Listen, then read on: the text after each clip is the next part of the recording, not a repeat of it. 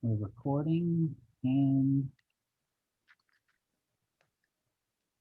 all right, let everybody in.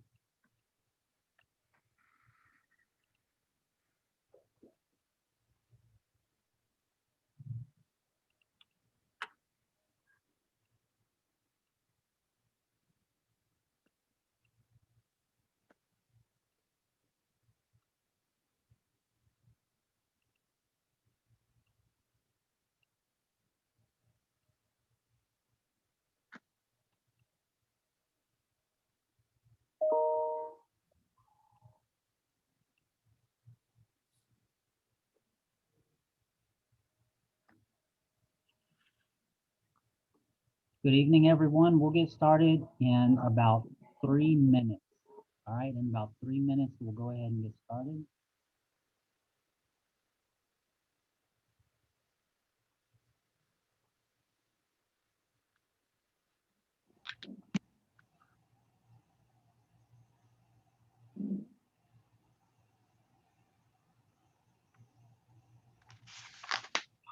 So those of you that are here, thank you very much for tuning in. We've got a lot of great information to share.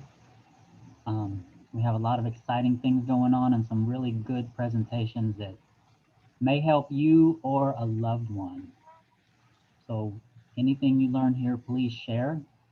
And then at the end, I'll have my contact information there. If you want any other information or training or anything like that, we can definitely provide that.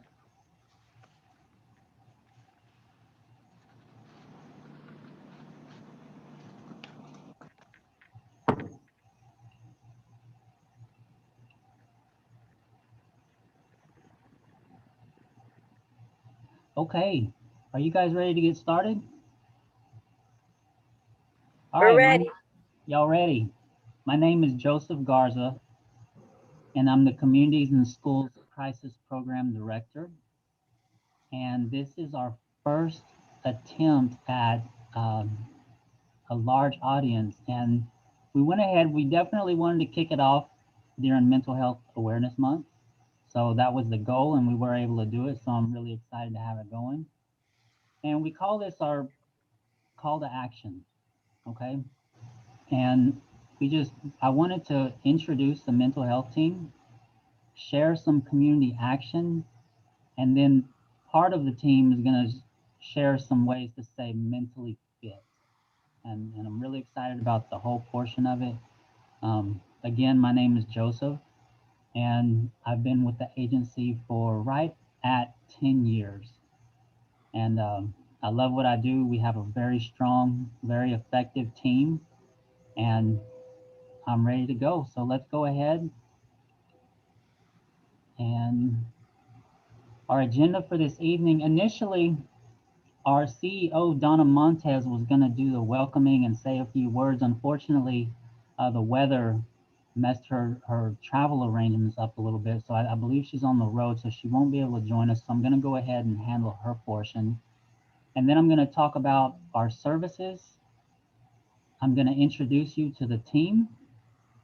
We're going to hear from a few parents and some CIS alumni that have graduated and moved on to bigger and brighter things. Then Specialist Andrea Rojas and Specialist Sean Langelier are going to present Hunt the Good Stuff. After that, Specialist Cassandra Rankin and Specialist Luis Ramirez are going to present Put It in Perspective. All right, and then the next portion and final portion will be the Brazoria County team, and they're going to tag team coping skills. So got some good information to put out, some good testimonies to hear. So let's go ahead and get started. So our mission at Communities and Schools is to surround students with a community of support and empowering them to stay in school and achieve in life. And our focus is to provide students with the necessary resources, tools, and real world skills to give them the opportunity to be successful in school and beyond the classroom. And what I wanted Donna to share was just some of the exponential growth that we've had over the last 4 or 5 years. We're currently in, I believe it's 13 school districts, and we have approximately 122 programs. So we have some great things going on. And today, the focus is going to be the mental health team. We also have a CIS traditional, an ACE program. We have our CYD special programs, and then we have our Premier Academy. So we have lots of different programs, and today you're going to be learning about the mental health program or crisis program. It's it can be referred to in either form, but that is us. Okay. So a little bit about the mental health team and some of the student and family support services that we offer. I'm going to share a little bit about what a day in the life of a crisis specialist looks like. Okay, so they'll be throughout their day they'll provide the services you see here. So I'll start with advocacy. And what advocacy looks like is just walking the path, whether it be the educational path, the mental health path, or just the helping hand path. Our specialists advocate for the students. So that could be in an ARD at school.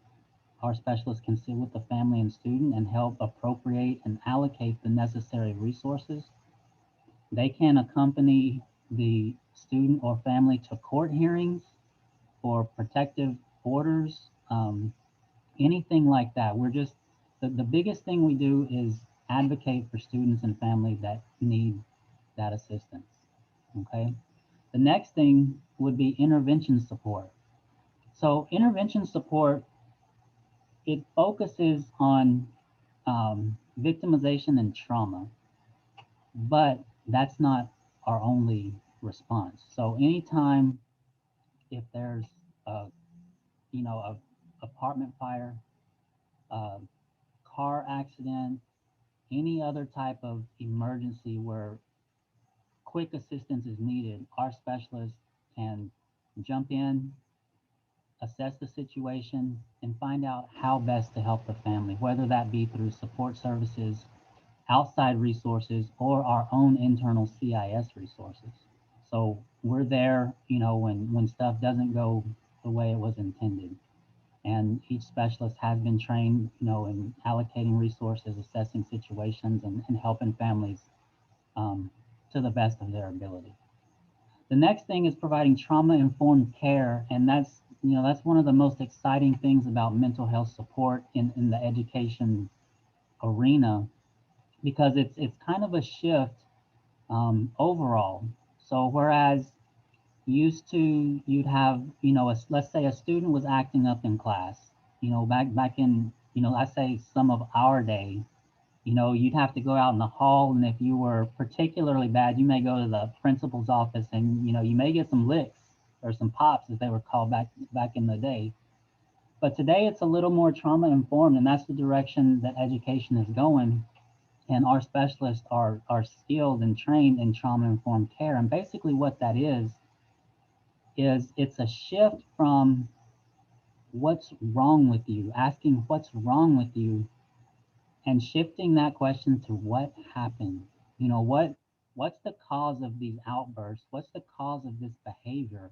And getting to the root source. And a lot of the times you'll find that the root source, there's trauma, crisis, or other victimizations involved in that. So the trauma informed care, it it presents staff and people that are working in education to look and observe and to see what's going on and what the root sources are.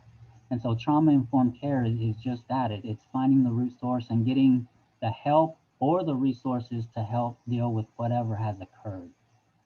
And some really good stuff in trauma informed care. The next area is social emotional learning. Okay, and that's basically providing trusting relationships and creating resilience. So one of the biggest protective factors you can have, in trauma or crisis or any type um, of times when things aren't going your way, the ability to deal with it is social emotional learning and resiliency. And so our specialists are trained to provide resiliency tools and techniques, and and have those supportive guidance talks that builds that social emotional learning and support. And so that's four of the things they do. The fifth one is mental health support, and that works in a couple of different ways. So the crisis specialists, we do we have some that are licensed, some that are working on license. We have different areas of specialty, but the biggest thing is each specialist can kind of serve as an EMT of mental health. So they can go into nearly any situation, make an assessment, get the help immediately, whatever that help may be, whether it is, um, they provide the help or they get the resources, or that next step to where you bring in professional help. And that's one of the biggest components is getting quick access to professional help when needed.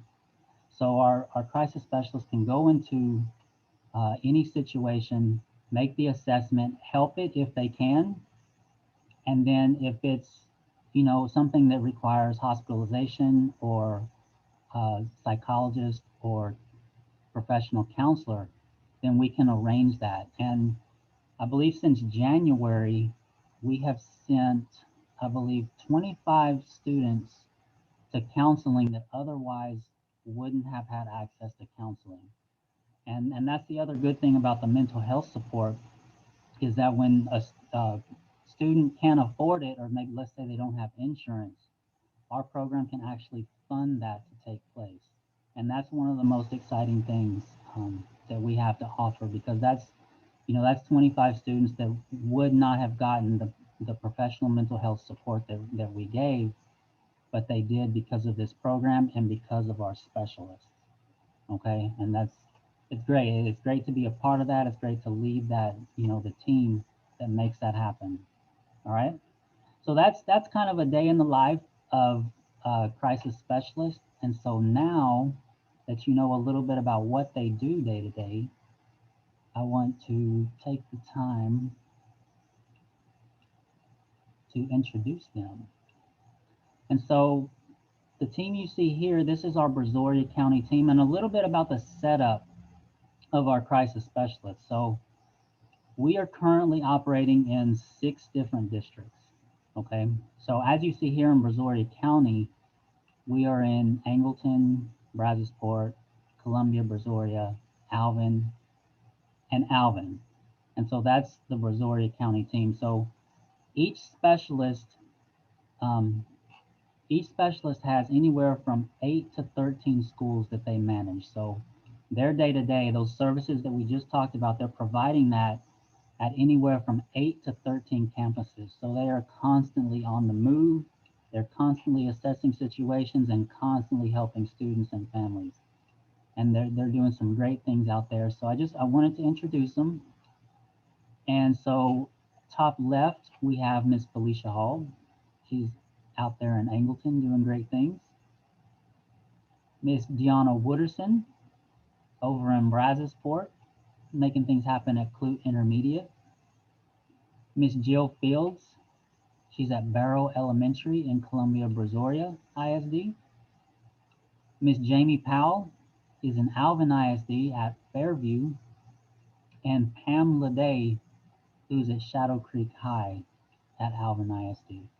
And I wish I could tell you a story about each and every one of them, but unfortunately time doesn't allow. But I want to share a couple of stories because it's some of the work they do is just phenomenal. And so the first one I want to share was with Felicia.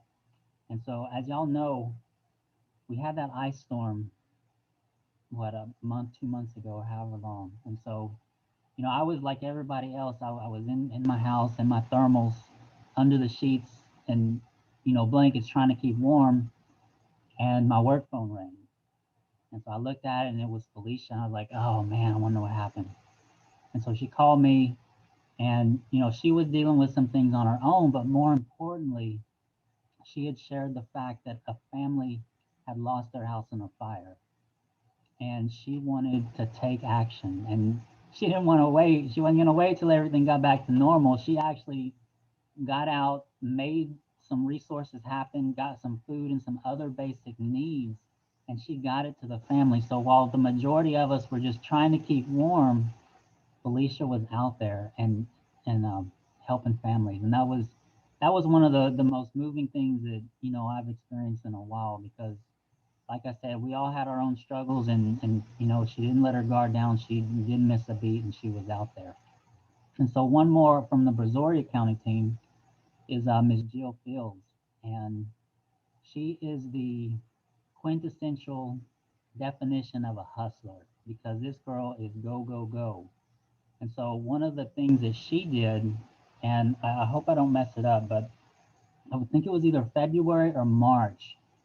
She actually assisted families in getting, I can't remember if it was $6,000 or $8,000 in coronavirus relief and other monetary assistance that help families. So that's like $6,000 to $8,000 that she got and that helped families out. So that's just two of the stories. I could go on for days about all of these young ladies, but I got to stop for time purposes. So that's our Brazoria County team.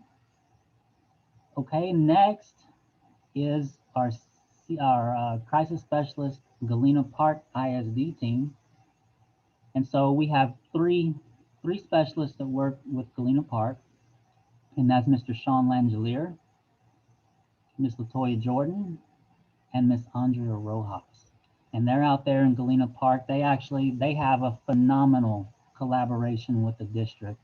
And we just, I'd be remiss if I didn't um, mention Dr. Haynes and the support she gives, also Dr. Epps and many others that just they open their arms and really embrace the support that we have to offer. And these three here, just they're doing phenomenal things. And a little bit about these guys.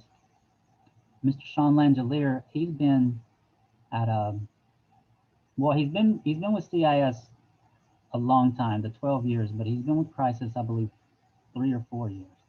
But one of the things about Sean is he's at one of the biggest high schools that I've ever seen in my life. I believe they have about 6,000, 5 or 6,000 kids.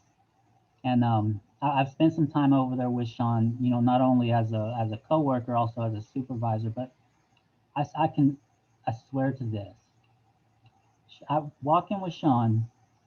It doesn't matter what student, teacher, or parent walks by, Sean knows them, and not just hey, what's up. It's hey, Miss So and So, what's up? Hey, John Smith, how's it going? I mean, he has relationships with everybody. And the relationships that you build with people, whether it be students or adults, that's big.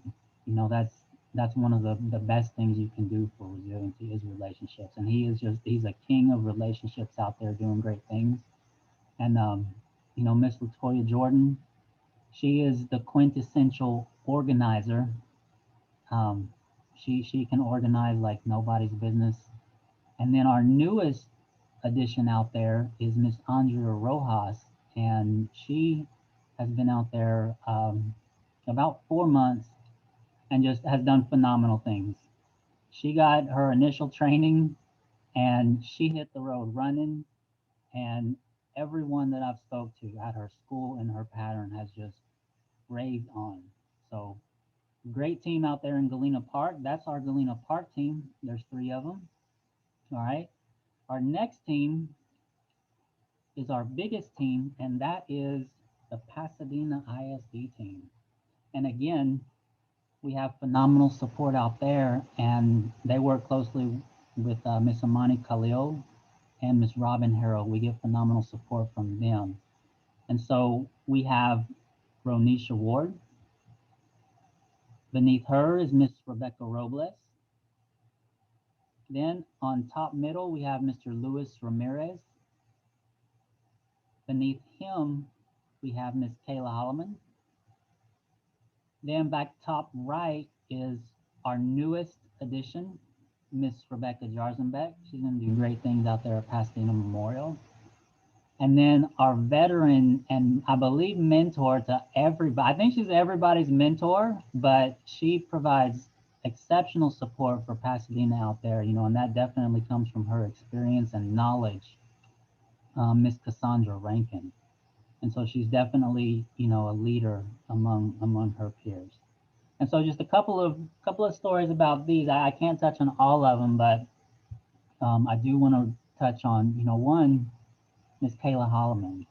She's in my the best words I can think is like the silent assassin, because I hear nothing from her, but when I check up on her, everything's perfect. Her assistance is perfect. Her reviews are perfect. I mean, she is on the ball, handling her business day in, day out. And I remember one time getting a phone call from her at about, man, it was about 6:30, and she said, "Joe, I just had a parent drive up and she's homeless. She needs somewhere to go." And Kayla did not miss a beat. I don't know. I think Kayla worked until about 9 or 10 o'clock that night. But at the end of that night, that family, that lady had a place to go, food to eat, and food to support. Um, you know, the plan in place that was placed there by Kayla and others that were in the district that were assisting. So just great things from this team. I like again. I wish I could tell you stories about each and every one of them, but they do great things in Pasadena. And so, speaking of Pasadena, we have kind of a pilot program, and that's where I want to transition to now. And I want to talk about our family services, and this is Miss Leslie Ramos and Miss Gisela Dominguez. And what they do is they function outside of, they are in schools and they can help students, and they definitely do, but their focus is parents and in the home. And so that's one of the things that we're doing in Pasadena with, of course, collaboration and support. And that's just, the program extends the continuum of care, because the students get all the help they need, but sometimes the parents are missed in that help.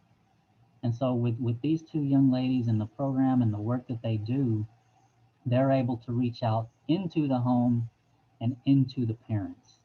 And that's just, they're doing some exciting work out there. And it's a pilot program, and I sincerely hope that we can grow this to go into other districts with this same concept, because it works. It works, and they're both doing phenomenal work out there. Okay, so that's our team. We are 16 strong, and like I said, we're in 6 different districts, and we just doing great things out there. So now I want to transition to a few words from the community, and I just call this portion Catalyst of Change, because you're going to hear from some parents and you're going to hear from some students on just, their experience with CIS, and, they're going to share a few words. So, Miss Maria Kreider, have you joined us yet? Yes, I'm here. All right, Miss Maria Kreider, good to hear from you. Good to hear from y'all. How are y'all? We're doing great. We're doing great. So, I believe Mr. Ramirez brought you to us. That is correct. Mr. Ramirez is my daughter's counselor. Well, CIS counselor. Awesome. Awesome. So can you just share a few words about your experience, or how he's helped you, or how the program has helped you? So he has been extremely helpful to not only my daughter, but to myself as well, because she has a lot of mental issues. She found out she was adopted, and so he helped her with that. And then she was having a lot of issues at school with bullies. Once, they pick on her because she's adopted and stuff like that. And she got suicidal on me. And, as soon as Mr. Ramirez found out, right away he was calling me and how can I help y'all? What can I do for y'all? Can I go see her? He's great. And it's not just him that I can speak of this way. My daughter would say the same thing, because there's days that, she's like, Mom, I reached out to Mr. Ramirez today. I just wanted to talk to him. So I text him and I'm like, okay, cool. So, I mean, and she has a lot of trust issues. So for her to be able to reach out to Mr. Ramirez, for me, that's huge because it's not just huge trust issues, it's huge trust issues with men, period, boys, men, because that's who bully her a lot at school. So she just has a lot of love, and I say that very highly, a lot of love for Mr. Ramirez. Man, that is so great to hear. I mean, I'm sorry that your daughter's going through that. I know the high school, junior high years can be extremely painful. Um, but it makes me feel so good that she has established that relationship with Mr. Ramirez. Yes, I'm just scared for next year. Hopefully, he'll be able to see her next year too. So, So Lewis, you better hang around and keep it up. oh, don't worry, I Keep got doing his what you're number. doing. He ain't going nowhere. Plus, he works at my campus, so he can't hide from me. You hunt him down. If you can't find him, you call me, and we'll find him one way or another. That's right. That's right. Well, thank you so much for sharing that. No problem. He's great. And again, Mr. Ramirez, I've told you thank you a million times, and I'm telling you in front of your colleagues and everyone, I really, really appreciate all that you have done for my daughter and for me. I mean, you listen to me even when, you know, it's not your job to listen to me. It's your job to listen to the kids, the community. So I mean, I guess, yeah, I am part of the community, but still, it means more than you'll ever know what taking care of Izzy for me. It's amazing. That's great. That's so good to hear, and that just makes me want to do more. You know, get more specialists and help more students out there, and just do more. So I sincerely thank you for speaking those words, not only about our program but about Mr. Ramirez. Thank you very much. Oh, no problem. Thank you. All right. Wow, that was super powerful, and I really appreciate that. And so that was Miss Maria Kreider. I believe we have another parent, Miss Alberta Watson. Miss Watson, Hello, hey, how are you doing, Miss Watson? I'm doing good. Good to hear from you. And I believe you come to us from Miss Jill Fields. Hey, Miss. Awesome. So can we hear a little bit about your story, or how you guys linked up? Well, I'm raising my granddaughters. I have a 7-year granddaughter, and she was tied up in video games and isolating herself from the family, and just her attitude was changing constantly. She was getting aggressive, and then like I would take the video games from her, she would just get angry and do other things. So, and I talked to her grandmother, and she's like, well, we need a counselor. There was a few other things I could tell she was struggling with something. And I Hmm. just like, so I called the school counselor and I talked to her, and she pulled my granddaughter out of class and talked to her. And then she called me back and she says, I have someone that can help you. I'm not, you know, qualified for this, but so she gave me Jill's number, and Miss Jill called me and we talked, and she pulled my granddaughter and talked to her, and then we called back, and we realized that she does need some extra help, and you know, and then she set me up, and she's like, you have insurance? I'm like, no. And she said, well, I'm going to call you back, I'm going to get you some help with financing. And I was like, awesome. So she called me back and she set me up, got me an appointment for another counselor lady. Hmm. And I've had 3 sessions. We had 3 sessions. Um, and everything. And I figured, well, once she puts me to this other person, I probably won't talk to her ever again. But she calls me and says, look, I'm interested. I want to know what's going on. And I was like, wow, she really cares more than just people. I'm used to people pushing you from one person to another person. And, I didn't know it was that. I didn't know she was going to be that involved. And and so I felt like, okay, I'm on the right track. She's helped me to get on the right track with my granddaughter, and I am. I'm hoping that everything works out. It looks like, and I'm just grateful because I just worry about my granddaughter. Just they're so young, and this technology is just over consuming them, and I just don't. I know she's a sweet, wonderful girl. In the last 6 months, she just changed on me overnight, and I was so glad that I had someone to turn to, and getting the help that I needed for her. And I thank Miss Fields for helping me. Wow, You're welcome. that is awesome. I'm so glad that Jill was able to not only help you and your granddaughter personally, but set up the resources to assist in her success. Because like I said to Miss Kreider, the junior high and high school years, they are tough. If you can make it through that, you can make it through anything. So that's, again, I'm sorry that you're going through this, but I'm so glad that Miss Jill is, like I said, hustling and making things happen down there for you.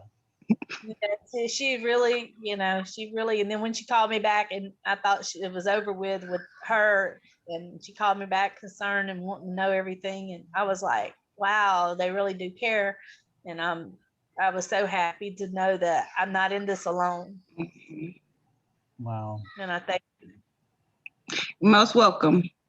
Mhm.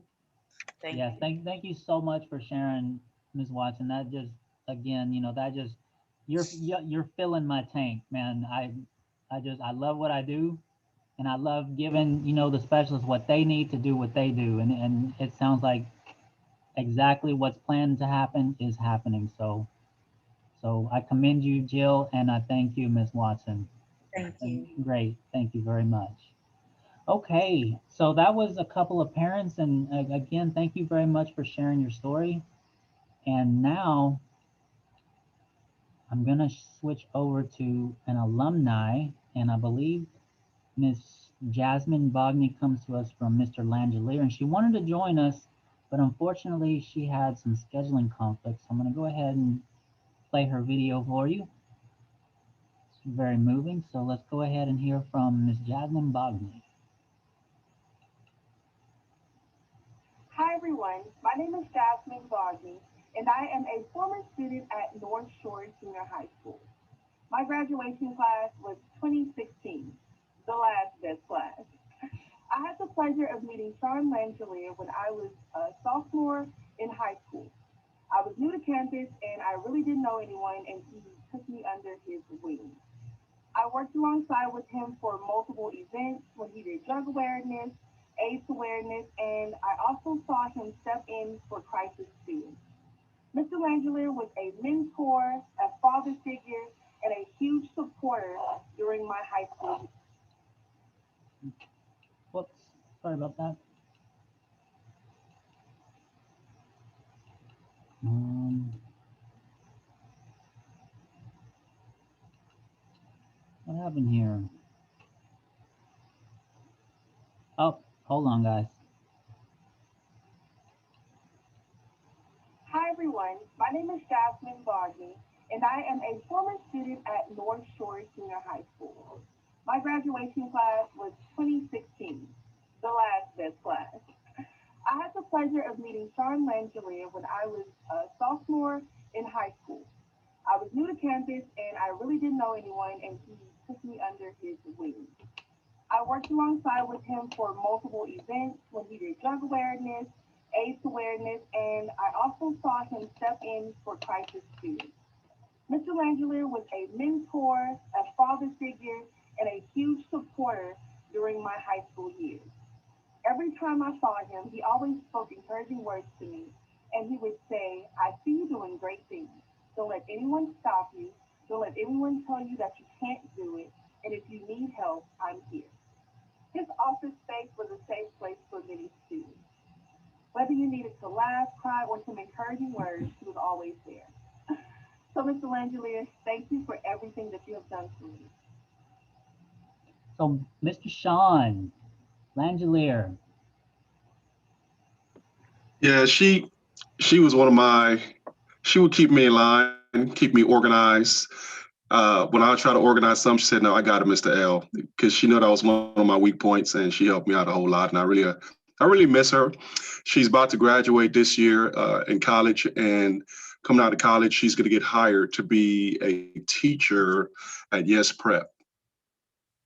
Yeah, Wow. so she's doing very well, very smart. And the main reason she couldn't be here today, she's also an actor, so she had to film today. So she's a very smart young lady. Wow, Sean. So she has some great things going on out there. Oh yeah, for sure, for sure. And you provided that mentorship and that guidance for her, and I'm sure that was, definitely pivotal and instrumental in her growth and development. So outstanding job, man. Thank you. Outstanding. All right, that was Jasmine Bogney, and we have one more, and she may have a work conflict. I hope not. But Miss Anna Yasmin. Yes, sir. I'm here. All right, Anna, how are you? I'm good. How are you? I'm great. I'm great. Good to hear from you. Good to finally meet you. I've heard so much about you. Oh, really? I hope it's good things. Yeah, so if I'm not mistaken, did you work with just one specialist or two? Was it Miss? I just work with Miss Rankin at Miss Dobie Rankin. High School. Okay, so tell us a little bit about y'all's relationship, how things happen. Yeah, I'm just so happy and honored that she asked me to speak here and be with all of you guys. I mean, you guys do amazing things, as did she. I was in Dobie High School. My parents weren't able to help me out a lot, and she basically got me through my senior year. She bought me school supplies. She would ask me how my grades are doing. She helped me with prom. I didn't know anything about prom, and neither did my family. So she was like, I'm going to make sure everything is good. I remember one time she also helped me buy a straightener, which I don't know about. It's for a girl. It's a big deal. That's a big deal. I know that. I was like, oh my God, my life is going to change now. And it did.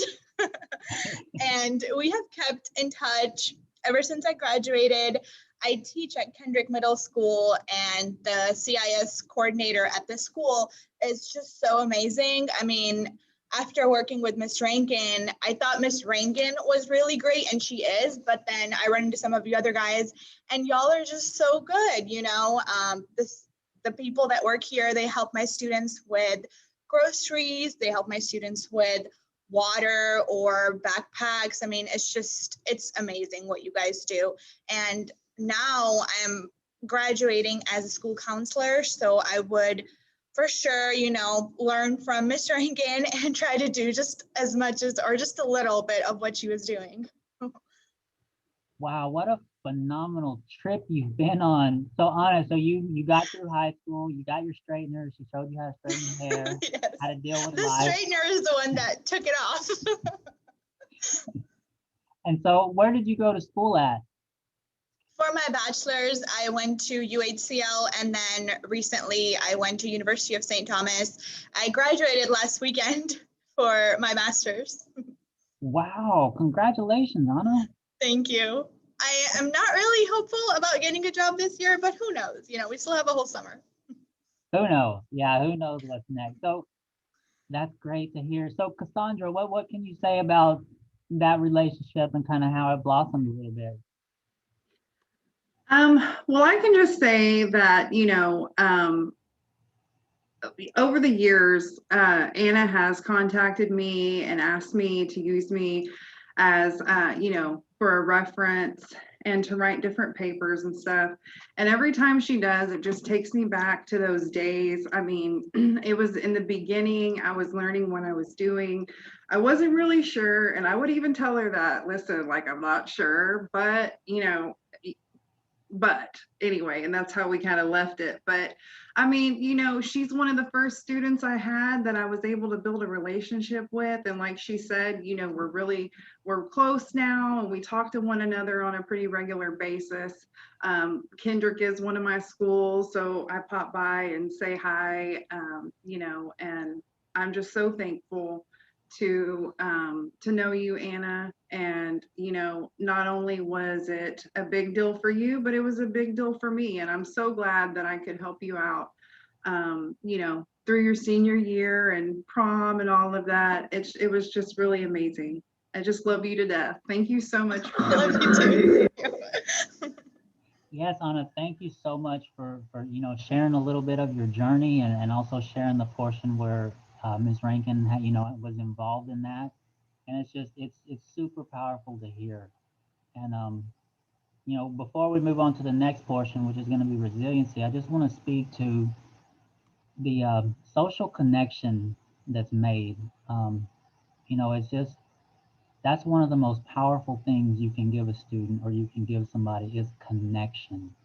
I remember, like Cassandra said, when I first started, I was really good at connecting, and I didn't know the importance of it then. I was like, okay, I'm connecting. I don't know what to do with these students once I have them. And LPC that I knew, I think she was at LPCS. She's like, Joseph, it's not about what you do with them. It's about establishing the connection. They trust you. They're being vulnerable to you. They're opening to you. That's the key. And that is the key. And it's so great to hear that the specialist, that you're making those connections and you're making the impacts that you've made. So speakers, I commend you for speaking, and specialists, I commend you for doing what you do. Awesome job, and thank both of y'all. Thank both of y'all very much. So, okay. Well, I feel 110% better than I did when I started, right? You guys have filled my tank, so I appreciate that. So our next portion is going to be resiliency fitness, and this is kind of the action part. All right, so what we're going to do is we're going to share some resiliency techniques that we share with students, but it works with adults just alike. And so just a little story on resiliency. Let me look at my time. We're at 42 minutes. We got time for a story, right? So a little bit about resiliency. So there's a story, and I'm going to try to not chop it up, right? But I'm going to give it to you. So there's an old Cherokee chief sitting and talking with his grandson. And he tells him that there's a battle inside him, inside his mind, between two wolves. And those two wolves are fighting for control of your mind. And so the grandson says, well, what are they fighting? What's going on? The granddad said, well, one is evil. One is evil. He's envious. He's jealous. He's resentful. He has feelings of superiority and ego. That's one of them. He said the other one is good. All that is right is joy, peaceful, empathetic, helping, and generous. And so the young man, the grandson, says, well, how do I know which wolf is going to win? And the Cherokee chief said, the one that wins is the one you feed.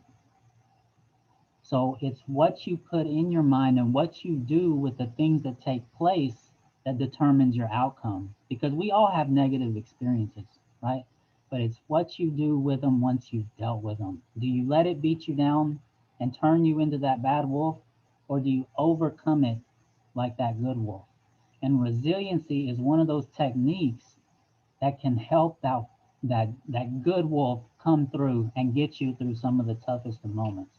So at this time, I am going to turn it over to Specialist Andrea Rojas and Specialist Sean Langelier. I'm going to stop share real quick. Andrea, Sean, the floor is y'all's. Thank you, Joe. Hello, everyone. My name is Andrea Rojas, and today I'll be presenting with Sean Langelier. We'll be discussing resiliency, hunt the good stuff. We are both crisis specialists for the vocal program in Galena Park ISD. Okay, so hunt the good stuff. What exactly is that? What is hunt the good stuff? It is used to counter negative bias and create positive emotion. It's used to notice and analyze what is good. We often hear that we are a glass half full or glass half empty type of person. We're an optimist or a pessimist, or we are a positive or a negative person, and that we're just born that way. It's something we can't change. However, this is a misconception, and in reality, numerous studies have shown that optimism, when systematically trained through deliberate and clear methodology can be developed and enhanced. So Hunt the Good Stuff helps to build optimism.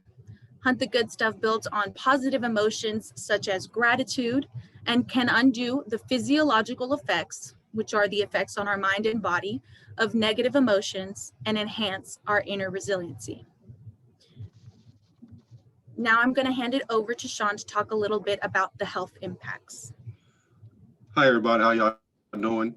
Builds positive emotion, optimism, gratitude, studied by Robert Emmons, counteracts the negativity, bias, leads to better health, better sleep, feeling calm, lower depression, and greater life satisfaction, more optimal performance, better relationships.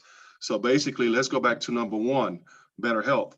Drink more water, better choice of food, minerals on a daily basis, also vitamins. Let's go to number two, better sleep, be more active, get more sunlight, exercise on a daily basis. Number three, feeling calm. Release the anxiety or anger, visualize yourself being calm, use breathing techniques on a weekly basis if you can. Lower depression. Do something you enjoy, spend time in nature, try something entirely new like volunteering, or sometimes just say a prayer and you'll feel good about yourself. Life satisfaction. Have good friends, have goals, keep growing in life, have a life story to share with someone else or a coworker or family member. Better relationships, family, friends, coworkers, and also establish a good relationship with yourself by taking care of yourself. Thank you. Thank you, Sean. So you may hear this and think, Hunt the Good Stuff sounds awesome. How can I do this? How can I incorporate this in my life?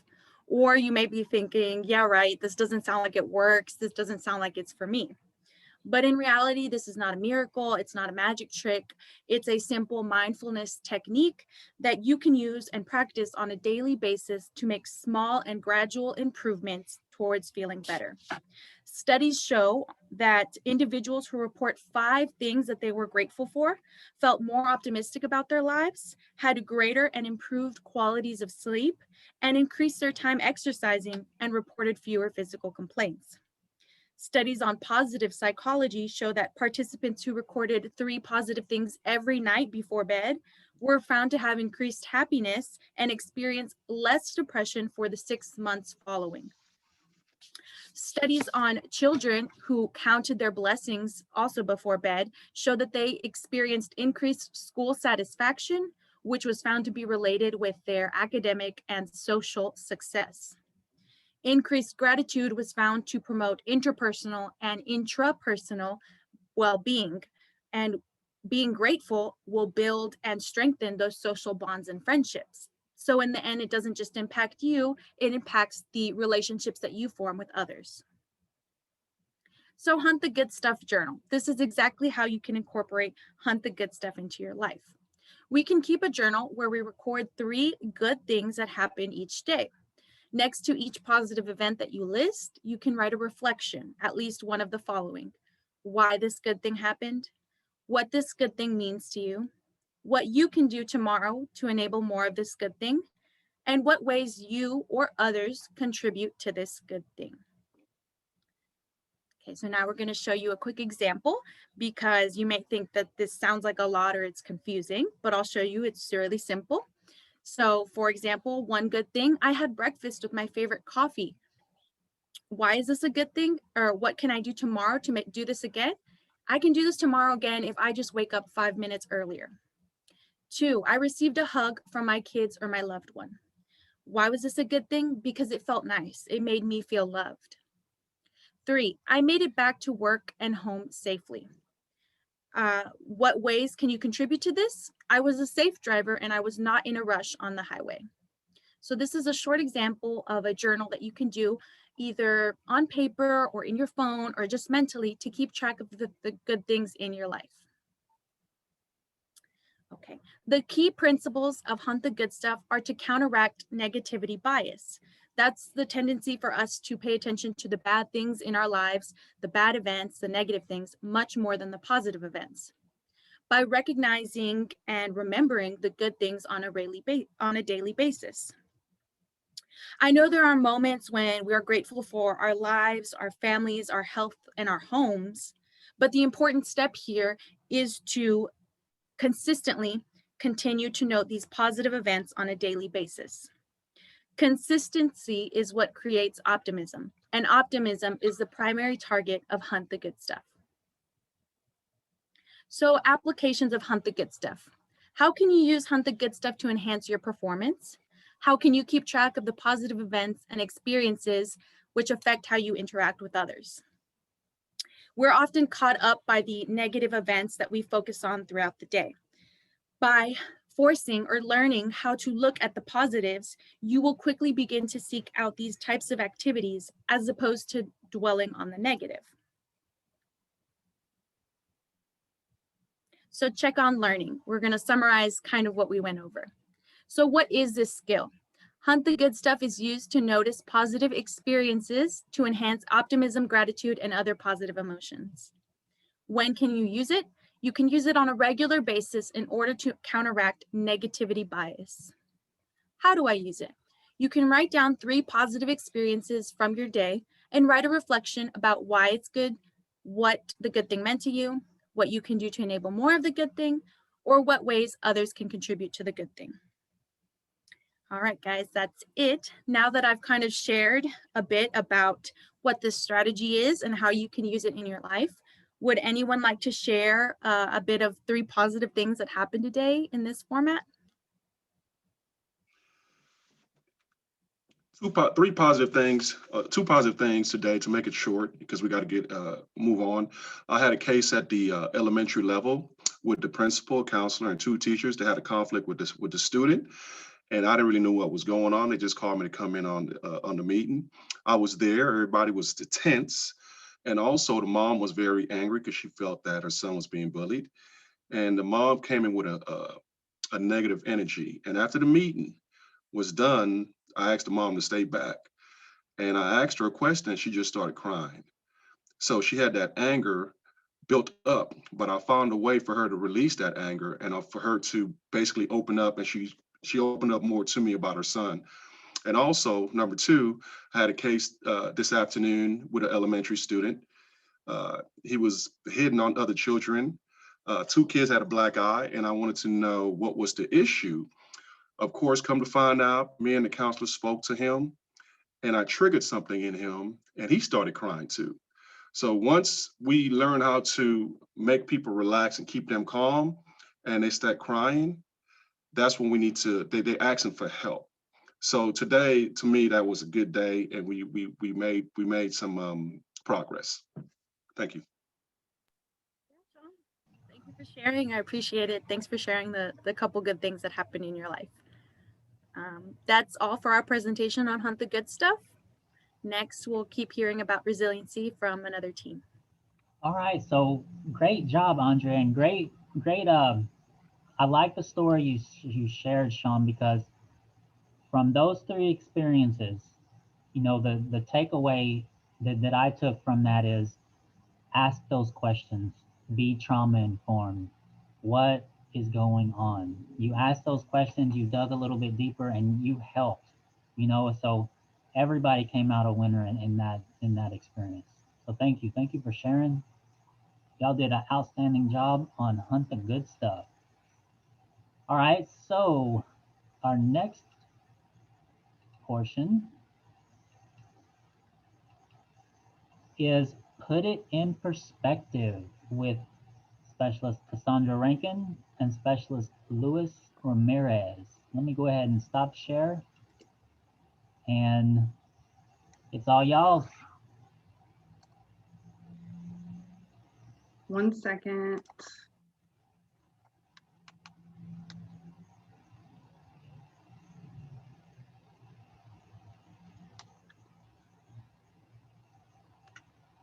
Okay.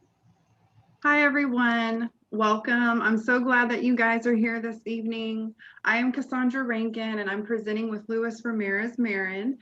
We are both crisis intervention specialists in the Pasadena School District. Today, we're going to talk to you about putting things in perspective. So as you can see here, put it in perspective is represented by binoculars. I'm supposed to do that for Joe. And basically, because the reason why it's represented by binoculars is because we're going to zoom in and focus on seeing things from a different perspective, which helps to see situations and problems, problem solve more effectively. Put it in perspective helps build optimism, which is confidence about the future or the successful outcome of a particular situation. The goal of Put It in Perspective, or PIIP, is to lower anxiety so we can focus on the best possible outcome. However, we don't always want to get rid of the anxiety completely, because some anxiety is a good thing.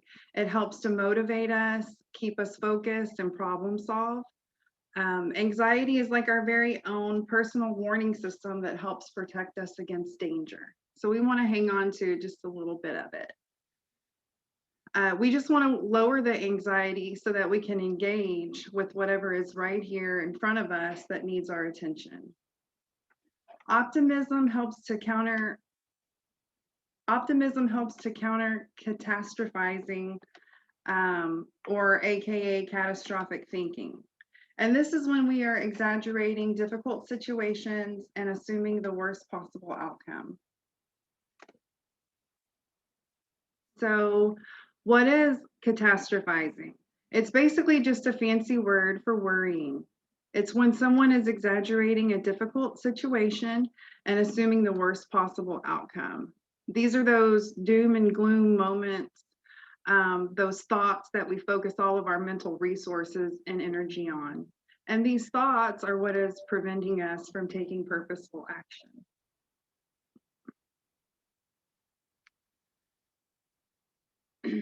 So catastrophizing creates high levels of anxiety, panic, sweaty palms, rapid heart rate, trembling, shaking, and so on. We lose focus because our mind is so consumed by these catastrophic, worst possible outcome thoughts. And lastly, it increases helplessness, depriving us of our strength and power.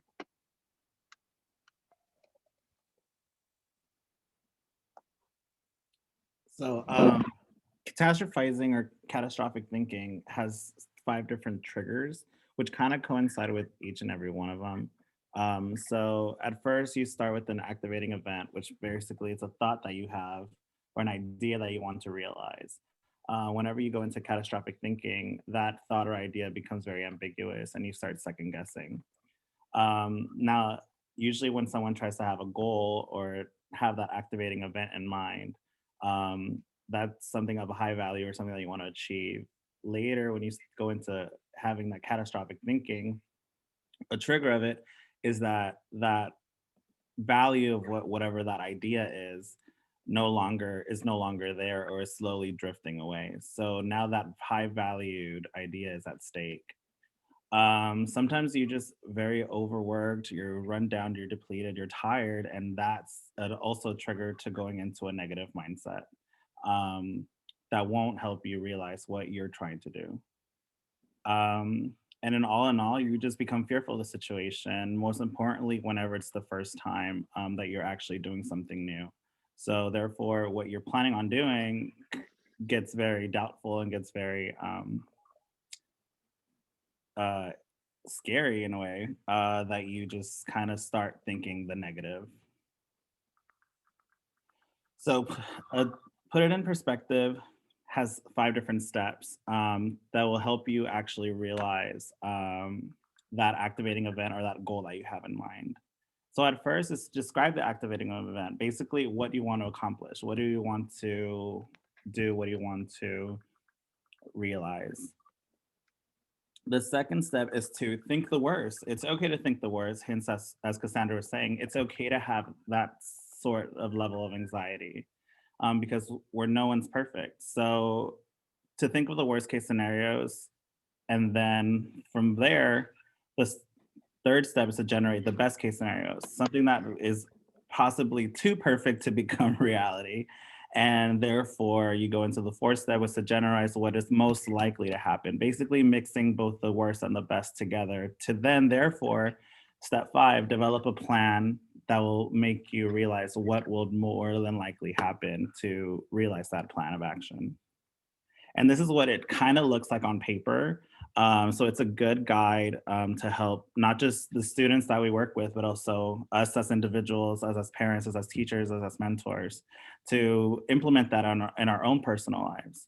So an example of this would be, for example, if you have a student that is going into high school, for example, and is wanting to play football for the school team. Therefore, that's the activating event in itself.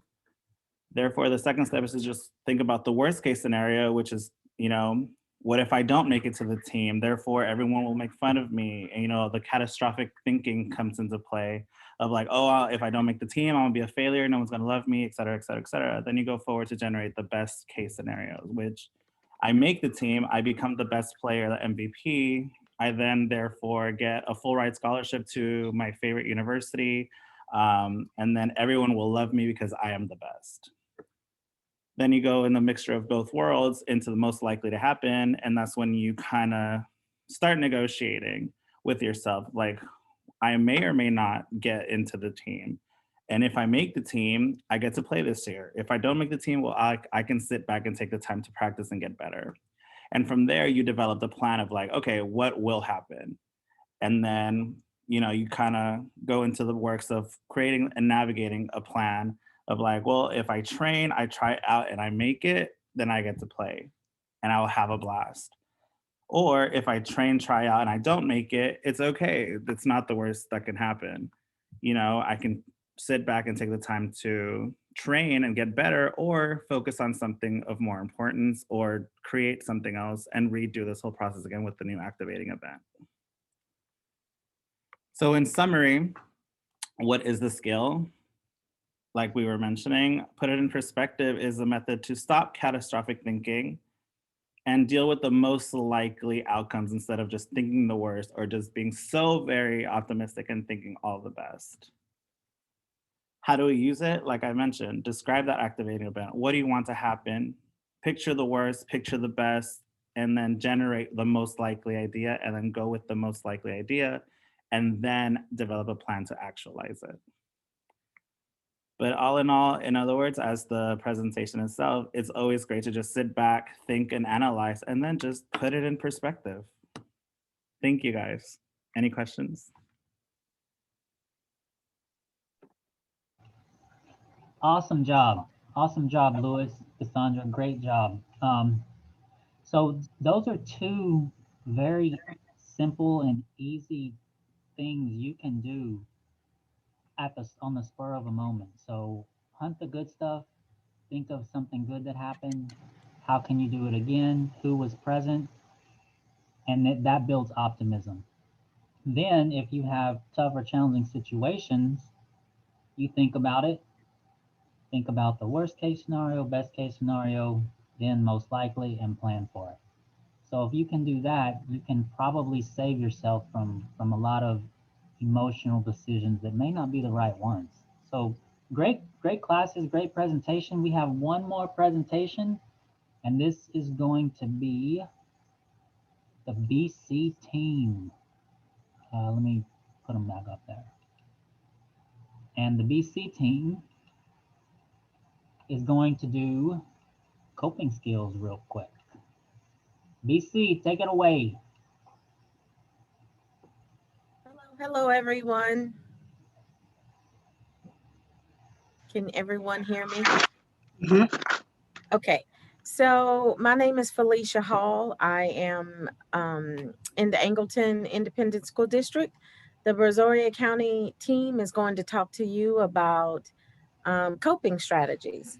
So being in this season with COVID, where COVID has governed a lot of decisions that we've had to make, particularly in the school system. A lot of rules have been made based on COVID, so we've had to make a lot of adjustments. In making those adjustments, we've had to learn how to cope with new things, new ways to do things. And so what our team is going to do is they're going to bring you some healthy versus unhealthy coping strategies and talk to you a little bit about that. So take it away. Hi, guys. I'm going to cover the first four examples of unhealthy coping skills and just basically explain why they're unhealthy. So the first one is drug and alcohol use. Most people tend to go to drugs and alcohol when they're feeling overwhelmed. And just like Ms. Felicia said, with the COVID-19 going on, a lot of people were depressed and basically unaware. But one reason why it's unhealthy is because not only can it cause a change in your behavior or your mood, but it can definitely affect the relationship that you have with your family, friends, you're at school, at work. It just overall can cause isolation. So that's one of several of the reasons why that one is unhealthy. The next one is overeating. I don't know why they didn't put undereating on there, but that's another one as well. And I believe that one is unhealthy because it not only affects your physical, but your mental and as well as your appearance. We're going to go to procrastination, which is unhealthy because if you procrastinate, you lack the motivation or the interest in skills or life tasks of importance, which can basically affect your life, your job, your relationships, just overall your whole life. And then the last one is sleeping too much or sleeping too little. When you sleep too much, lack of sleep not only affects your mental, but your physical because you're withdrawn. And an increase in sleep can overall affect your productivity in your daily life and your daily functions. And that covers the first four.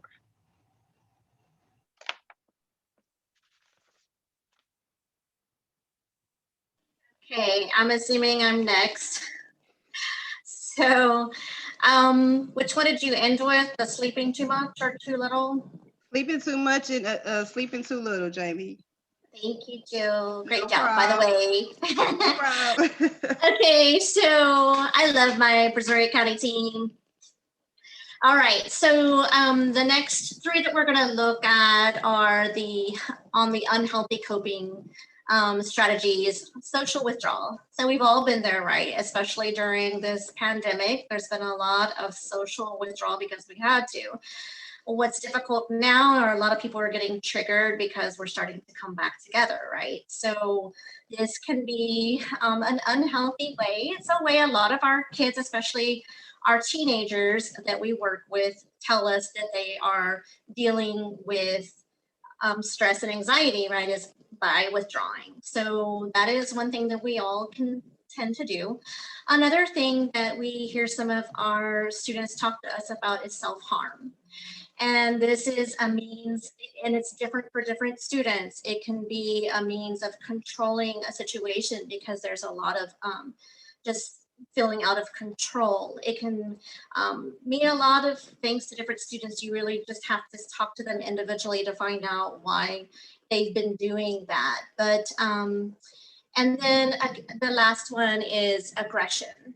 So sometimes when we have ways of dealing with, well, anger is one of them, is we can tend to get towards aggression, where we, again, feel out of control and we can try to get our point across or to be heard by others by being aggressive.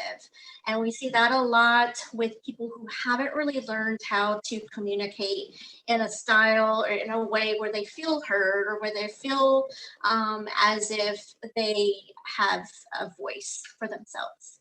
Thank you. Thanks, Jamie. I'm covering the examples of healthy coping strategies. And this is something that I cover on a daily basis, working with the kids. Exercise is one of the top ones. A lot of these are going to sound familiar because we've already covered them before. You've heard it from your doctor. They talk about it for managing stress.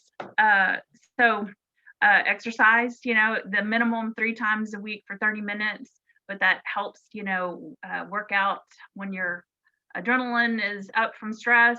It helps work that out, get that muscle tension out, helps you sleep better. Talking about your problem is another healthy coping strategy, because it sometimes when you get in your mind, you're going through that worst case scenario, and it's a lot easier while you're playing that in your head to spiral that.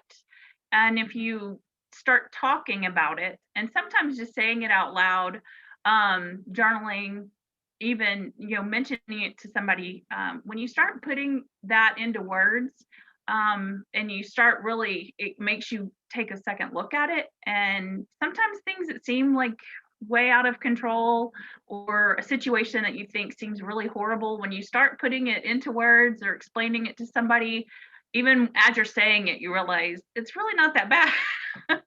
Or sometimes talking about it, journaling about it, you kind of work through the problem and figure out a solution as you're going through that process. The next healthy coping strategy is healthy eating.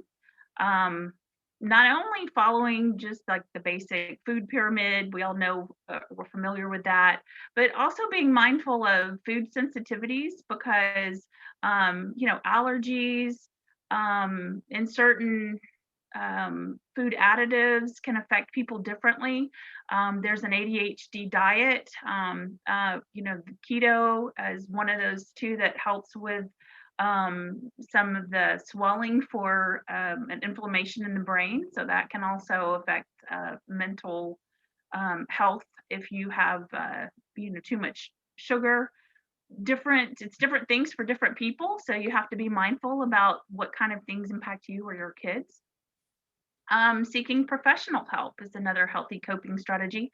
Not only through CIS, our crisis team is always glad to help. There's school counselors, there's professional counselors, mentors. There's a lot of good quality professional help that's available. And if you go to one and it's not a good fit, there's more therapists. Sometimes people go and try it and it's just that it didn't work. So give it a chance. Maybe go for a couple of sessions. And if you're just not connecting with that professional, find someone else, because there's different people have different styles, personalities interact differently. So keep trying. Relaxation techniques is another one that we use commonly. I wanted to do one with y'all that I do with my kids, because we talked about deep breathing before, and it's one of those things you know you should do, you hear that you should do it, but being mindful to actually do it is another thing, because you think, oh, I breathe all the time, but being mindful about it, but actually too being using sensory things to help with that. So one of the things I've taught some of my kids is it's called square breathing, but it involves finding any kind of square or rectangle. And if you look around just your environment now, you can find several objects that are square or rectangular, your screen, your phone. And so using my phone, I'm going to show you this technique. And what it is you start and you touch it as you're doing the technique, the breathing. So as you're going up, it's a count of 4 up, and you're breathing in, and then you hold it for 4, and then you breathe out for 4, and then you hold it for 4. And you do this, breathe in, hold it, breathe out, hold it. And there's something about the visual following that, the touch of doing that, and the counting as you're doing it. You can do it anywhere. If the students have the desk, they have the and if they don't have something they can trace, they can just imagine a square on their desk. So if y'all will breathe in with me to the count of 4. Everybody take a deep breath. 1, 2, 3, 4. Hold it. 1, 2, 3, 4. Breathe out. 2, 3, 4. Hold it. 3, 4. Okay. I hope that helps. The next healthy coping strategy is using social support. And I found an article and it said having effective social support has been shown to be one of the most significant correlates of well-being and has long been believed to positively impact health and guard against distress. And this article looked into the social support for war veterans. And it found even 20 years after the service that the individuals who had more social connections and just felt that they had social support did better and had better mental health, less stress, less mental illness and long-term problems than the ones that did not have those supports or didn't think that they had those supports. The last coping strategy is problem-solving techniques. And this is basically, I feel like, taking the emotions out of it. It's just very straightforward. You identify the problem. You're very specific about what the problem is. I think it helps to take time to write it down. Be specific. What's happening, where, when it's happening. Is it happening to certain people or in specific situations? How do you feel about it? Is the problem really that big? Would other people agree? Will it matter in a couple of years? And then you brainstorm ideas. So once you've got the problem defined, you just spitball any ideas of ways that you can deal with that. Maybe think of past problems where you were able to solve the problem. Would the same kind of situation work for this problem? Ask others. Going back to that those social connections. Seek the help from people that you trust for advice. If you're still having problems, maybe the problem's too complicated. Maybe you can try to break it down into smaller parts, which are easier to tackle. And with brainstorming, when you're doing in that brainstorming mode, any idea, whether, nothing is too big or too small. Even if it seems ridiculous, you want to put it down. Then you are going to go over your ideas and select a solution. Do you really realistically think it'll solve the problem? How will this solution make you feel in the end? Possible positive and negative consequences. And then when you pick a solution, you also want to kind of think that through and fine tune it. Do you have the resources? And more importantly, do you have the will to carry out the plan? What new problems might it create? What could go wrong? And how can you correct that? So even if the plan's not perfect, don't be discouraged. It'll be a work in progress. And then you put your plan into action. Writing it down maybe helps you to really commit to it before you just give up and decide to try something else. So believe in yourself and go for it. Reflect on your experience. Our experience is such a good teacher. If you're willing to take time and reflect on it, see if the solution solved the problem. If not, what issues remain unsolved? What would you do differently next time? And then, was the mission accomplished? This is, you have to constantly, like I said, it's a work in progress. So you're constantly reevaluating to see, how the solution worked and if the problem is resolved or, how it's evolved from there. So thank you. So just to kind of bring all of those speakers to more of a closing point, first want to thank the team for getting all of their thoughts and strategies together. There's always going to be, there's barriers, there's going to be consequences to either one or both.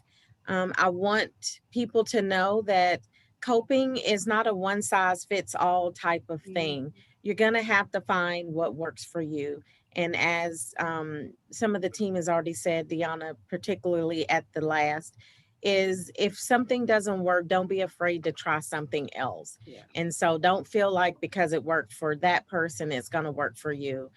It will take maybe some work to figure out what is the best way to cope for you. You have to figure out what's going to work for you, not based on someone else. So again, it's not going to be one size fits all. You got to find your own lane.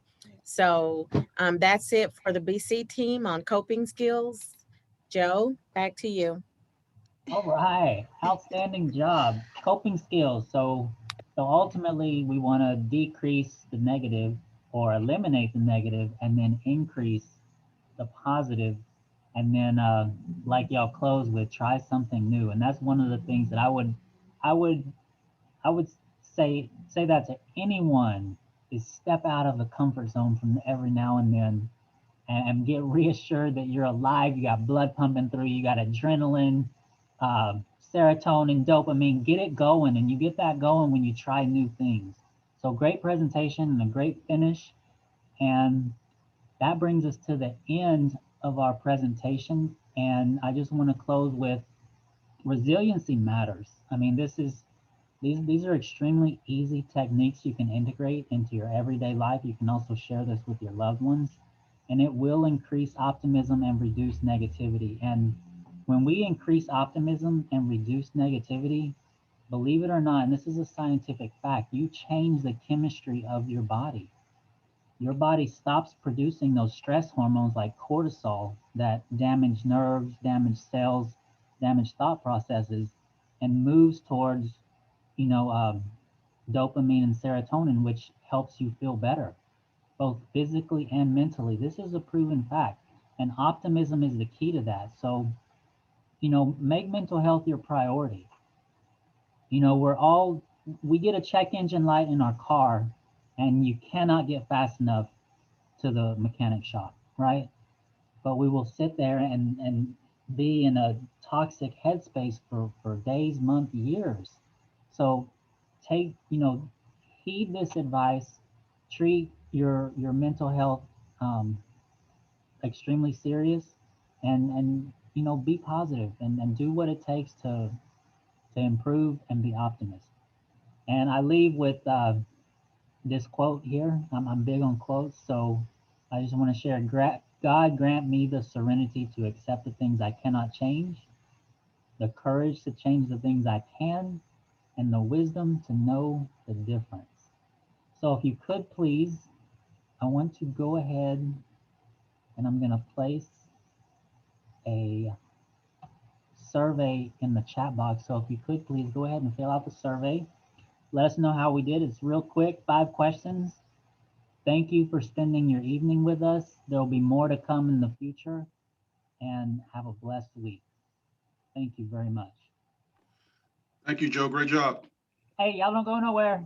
Crybaby. Oh, Well, Y'all you trying to deserve get a off. out of there. Okay, so what I want to do is I want to get a picture, okay? I want to get a picture of everyone. So do we have everyone on here?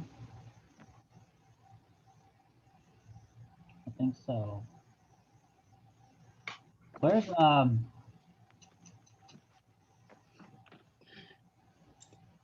missing. I thought Leslie, are you on here? Giselle? Yes, I'm here, but I'm on the phone.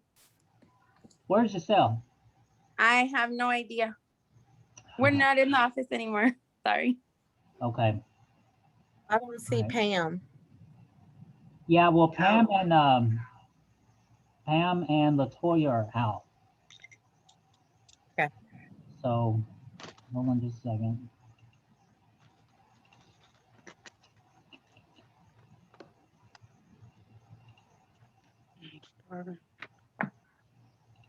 Okay. Well, great job, guys. Cassandra, you were nervous. You did perfect. Outstanding job. I just want to say that like I was ready, but then my notes like disappeared. And so when I was trying to look at the PowerPoint so I could like see where Lewis was clicking, my notes disappeared. I'm like, oh my God, how am I gonna get it? And so I freaked out a little bit, but hey, it is what it is. Thank No, you. y'all did great, each and every one of y'all. So let me, man, I got a glare. Hold on. Okay. All right, right, and everybody's smiling. All right. All right, 3, 2, 1.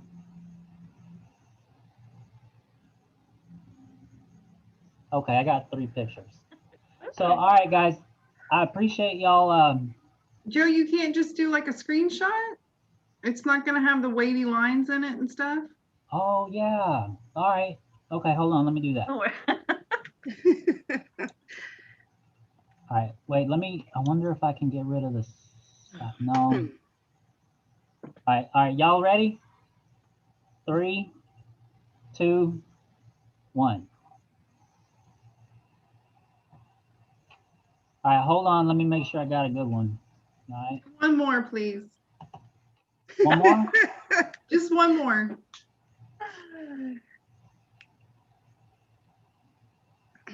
Tell us when. Oh, that's a good one. Okay, let me get one more. That was a good one. All right, ready? In 3, 2, 1. Okay. All right, you guys have a great evening. Remember, tomorrow, Friday, go ahead and use the flex time. Go home early. All right. Yes. For sure. Yes. Y'all, we did it. We got it done. It's Thank pretty God. easy too. We shouldn't do another one till like 2 years from now, though. Okay. Agree. Agree. That was too Well, you did stressful. so good. You said you weren't a good public speaker. You did great. I'm not. You did good. Well, thank you. You did well as well. Everybody did great. Yeah, y'all did great, and I appreciate it. And we'll talk more about the future of it. All right. Okay. Okay. 2 years is good. Bye. All right, y'all have a good one. All right. Bye, y'all. Bye. Bye, everybody. How do I leave?